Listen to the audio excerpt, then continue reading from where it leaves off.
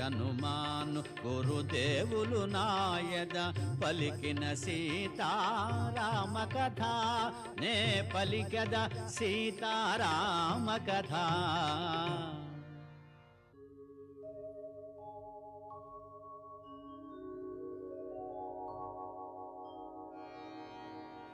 యమ కుబేర వరుణ దేవేంద్రాదుల సర్వసంపదల మించినది విశ్వకర్మ తొలుత బ్రహ్మకిచ్చినది బ్రహ్మవరమున కుబేరుడందినది